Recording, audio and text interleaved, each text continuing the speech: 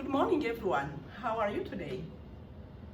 I hope you are all fine and enjoying this nice summertime. So I'm really glad today because we are reaching that specific day whereby we are going to start money management training. Hurrah, this is great. But before we start our lesson today, I would like just to give a quick reminder. You remember I told you last week that every 2 weeks we'll be sending 2 videos, and those 2 videos will be for 2 different chapters. So now you have received the videos for chapter 1 and 2. Please watch them very carefully. Listen carefully, because there will be their teachings and there will be their important information for you to know about how we can manage well money. So I gave you also a book. After you have watched the video, listened to what is in the video, I'm advising you also to take a book. Read carefully about the chapter, because in the book you will always find there some kind of homeworks that I will be giving you for each chapter. Then you will just write down in the book, and at the end of the training, the 10 sessions, you will bring the book so that I can see how you will have done the homework. And above that, I will send you 2 homeworks on a paper. And these are mandatory homeworks. This means that you will not receive a certificate and finish the program unless the homeworks also are ready. And also, you have to know that the homeworks are part of the training, so it is always important that you do homework on time and finish them. Another important thing, I want to make sure if all of you have already opened the accounts. I know some have already called saying that they are ready with the accounts, they have even started to save. As you know, you can start saving from June this month. You can also start in July, which is good, but you are all advised to start saving latest during this month of June. So you know that according to the calendar that I gave you, the training will be over in 2.5 months. So meaning that in September, mid-September, we will finish the training. We'll have covered 10 money management training sessions. So after that, then we will call you, we will book an appointment. You will bring in your books, because as I told you, there are some homeworks which are in the books. So you have to complete them, fill them out well. Then you will bring the book with the 2 other homeworks that I will send to you, and all make sure you have time, because we'll sit together, look the homework together in the book and on the paper, and once we see that all is well, then you will have your certificate, and from there we'll talk about how you can buy the asset you are saving for. As you know, we have 10 chapters of money management training. Please, if you open your book, you will see the list of them. Chapter 1, as you will see, is about community economic development. This is the chapter we are going to learn about today.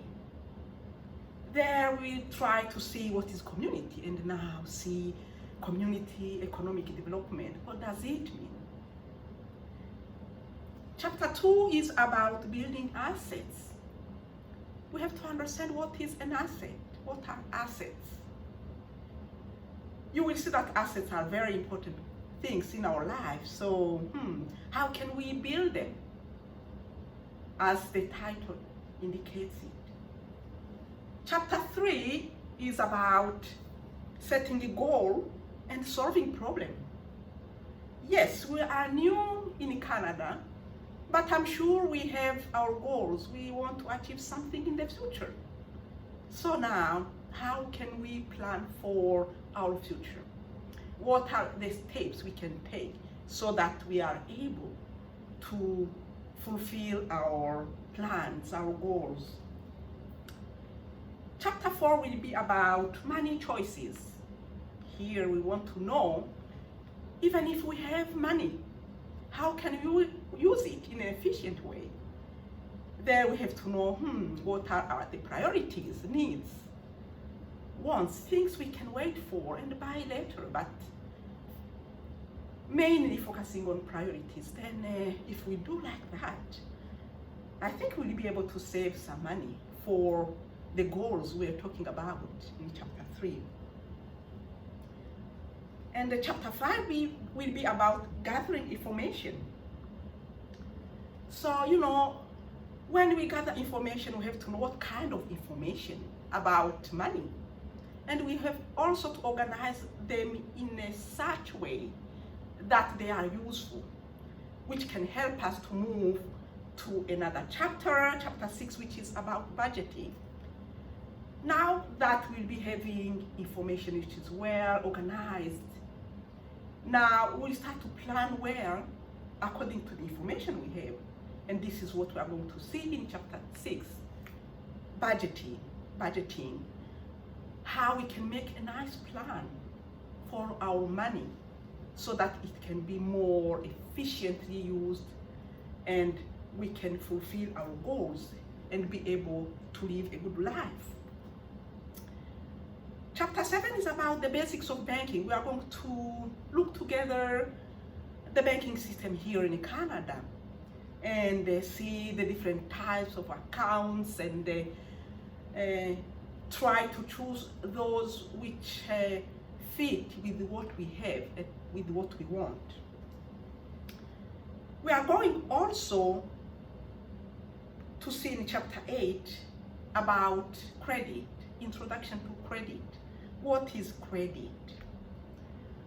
What are the different types of credit? What is the cost of a credit? If you look for a loan, how does it cost you?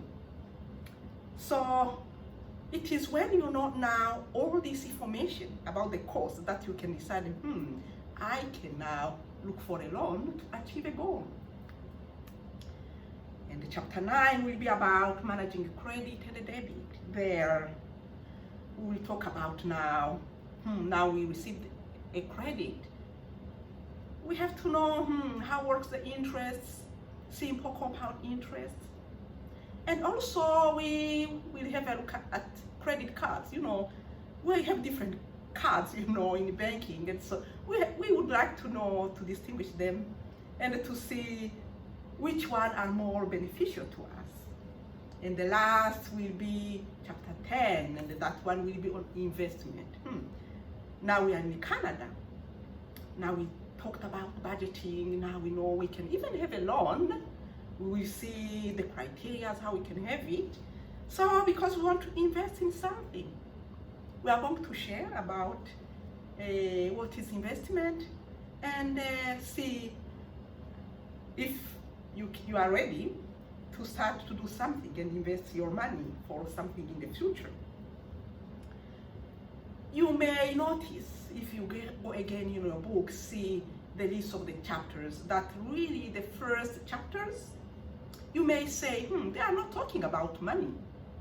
They are in somehow, because the first chapters will help us to build our skills on our approach to managing our money. That's why they are also important. You will see that really that one chapter, the chapter which follows is a continuation of the first chapter, and all are interlinked in a very holistic way, and I'm sure that we learn together lots of things about money management. So you will find for each chapter it has objectives, and so that we can know if we have a lesson, where are we heading to. Maybe you would like to know what are the goals really of money management and what are your expectations. So first, I would like you all to feel welcomed, accepted. You are supported and you are encouraged.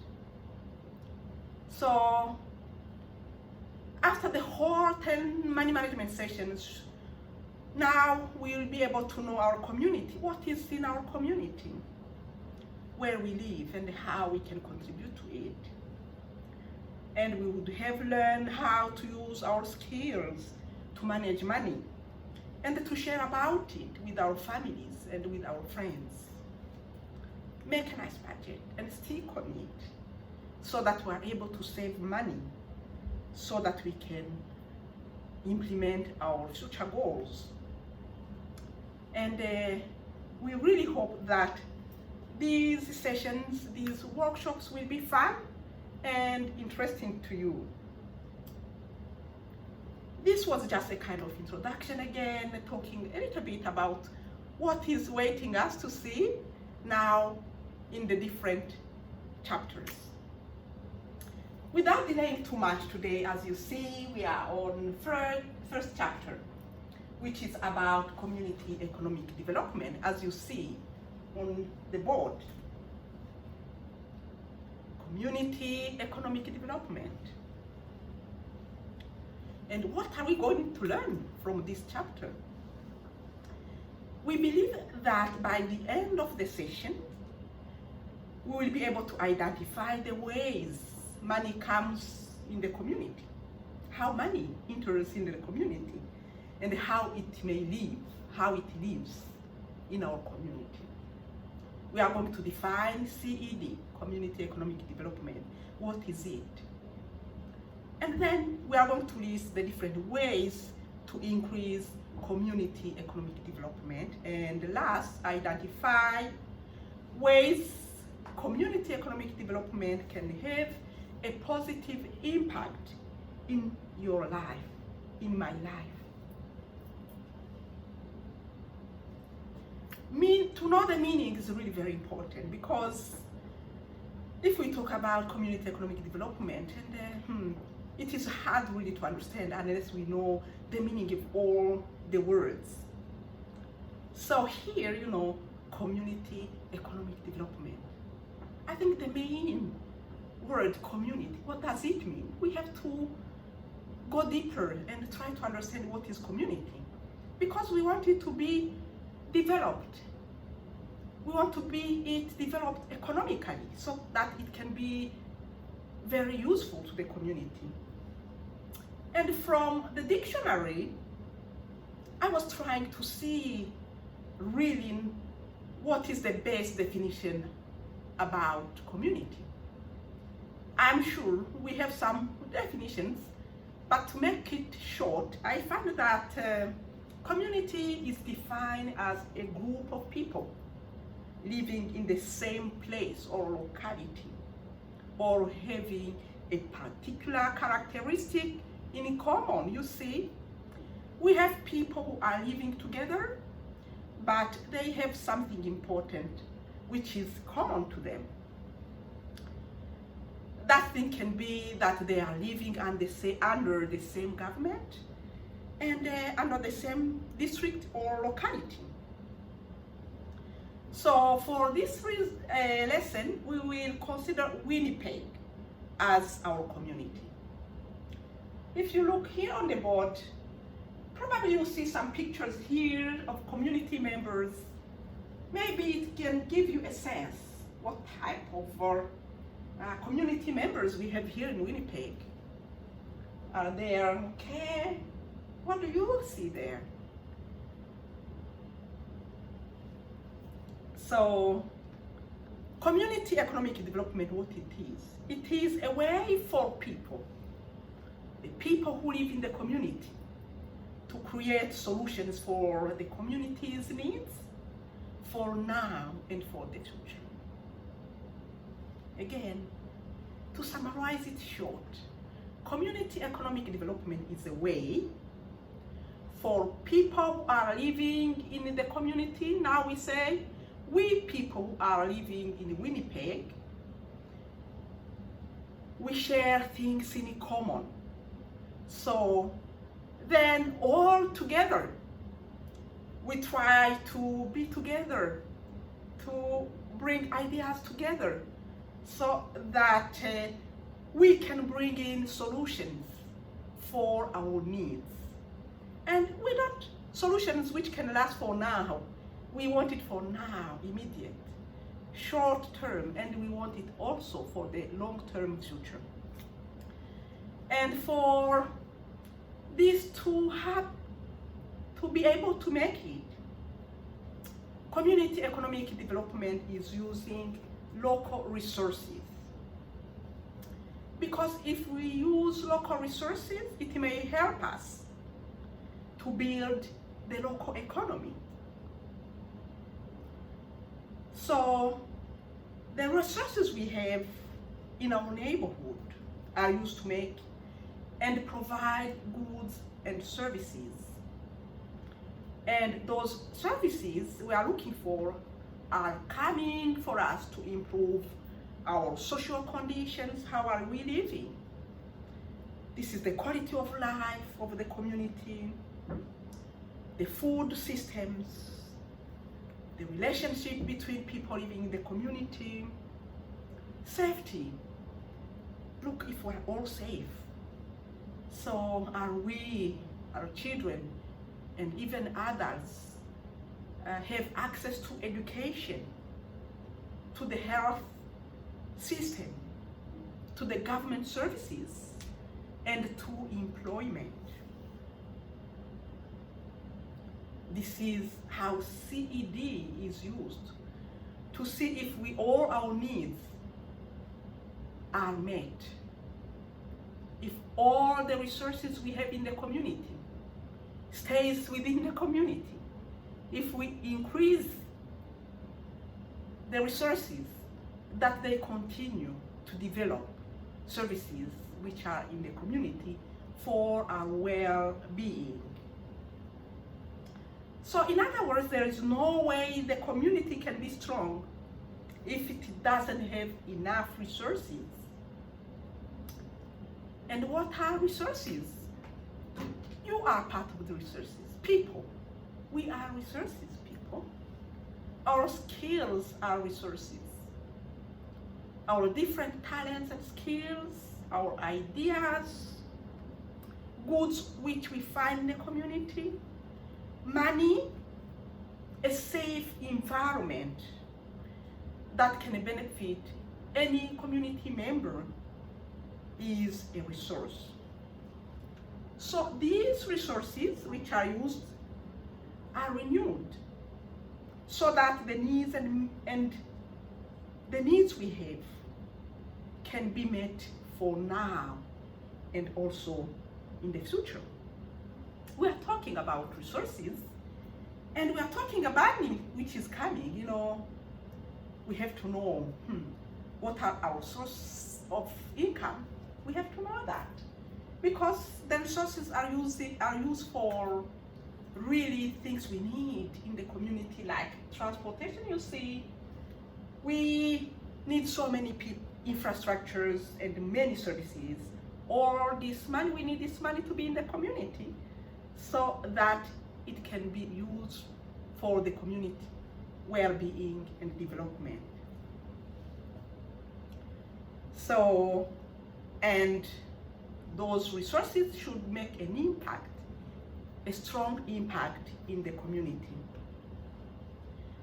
And those local resources are also to meet the local needs and create healthy, happy community.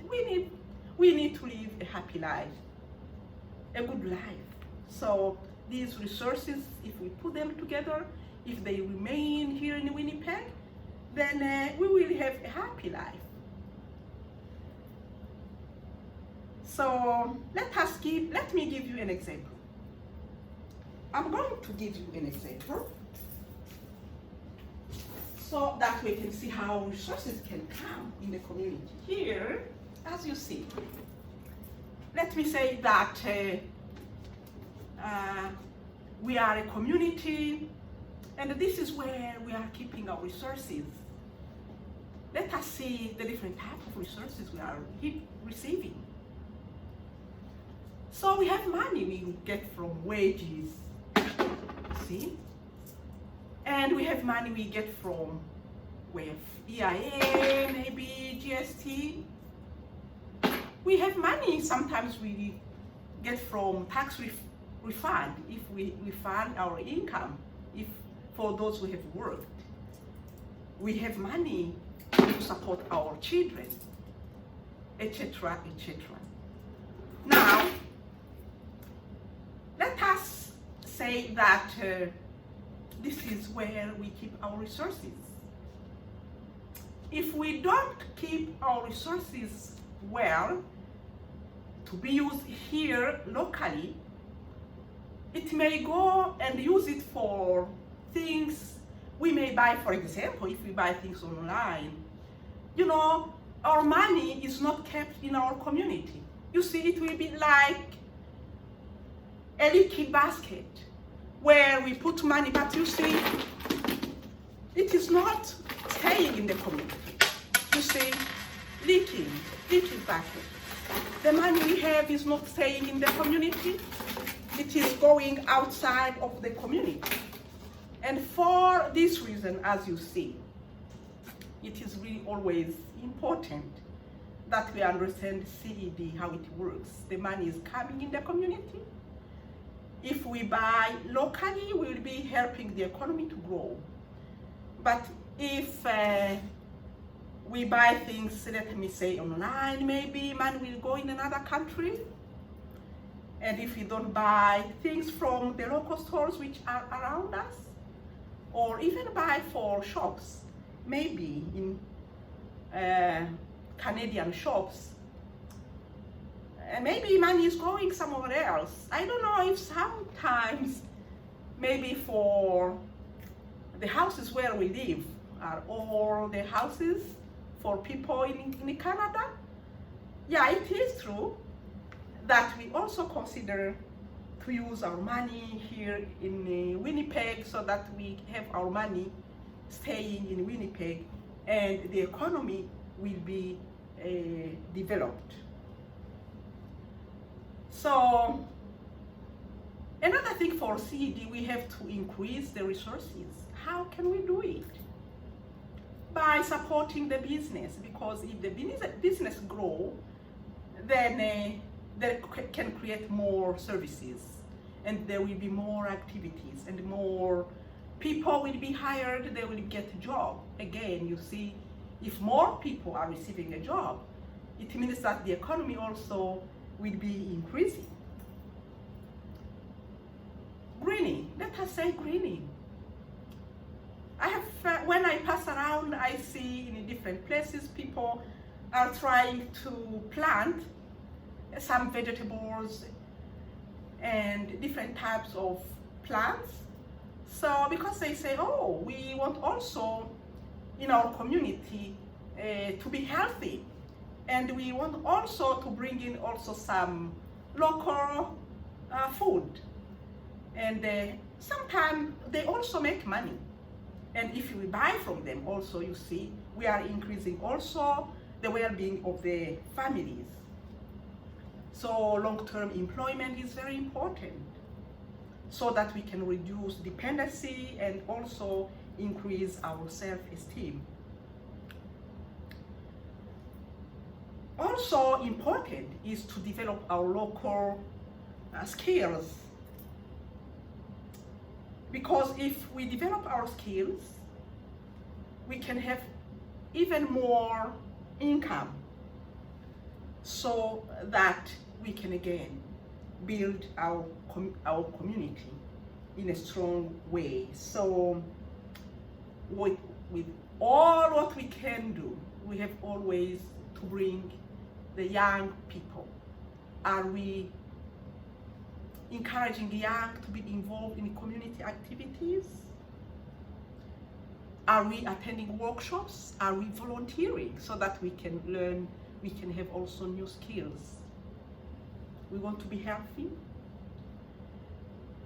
We want to be healthy, so we have to also use the infrastructures that we see in the community. We have a lot of recreational facilities here. Are we going to the parks?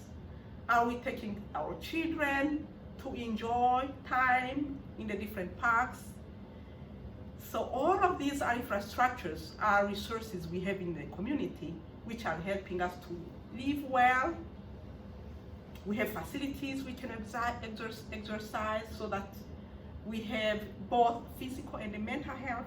All of these is important because they are in the community and we have to use them. We talked about safety. Are we looking, if we are all safe, we have to be safe and we have to respect others too. We have now people, different background in our community, so we have to respect values. We have to respect Canadian values. We have to respect the diversity, the other values too, which are good, so that we continue to build a good, a strong community. Now, if you see these pictures, maybe these are parts of, this is part of things we see in the community. Is safety all is well? If you look at these pictures, if there is something you think you can do, also to bring in your input. If you see any challenge, why can't we do it? Are we safe? Is the environment safe? What can we do? So we have different talents, skills. Are we using them to develop the community? This is very important. If we are together, we become strong. If we attend workshop and have information, give our ideas, if we express our ideas through the media, we can also contribute to building a strong community. As I said, if we contribute by maybe greening some vegetables, also you see, we will be healthy, we will be sharing it with the community, and things will be okay. I hope you learned something.